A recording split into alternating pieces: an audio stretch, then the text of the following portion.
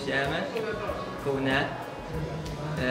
Visų pirma, kas patiko, tai labai patiko dizaino fakultete pristatoma studentų sukurta formulė.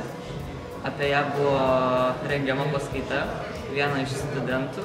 Jisai pasakojo, kaip buvo kuriama formulė, jos visą dizainą, paruošimą. Tuo pačiu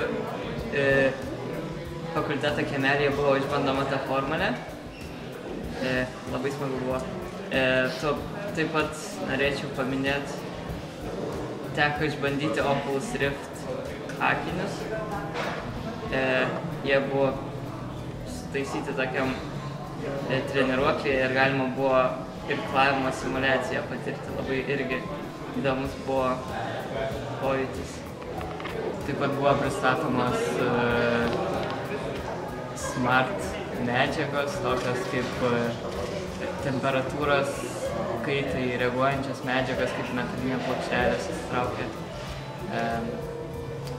Tai manau tiek, labai smagu buvo.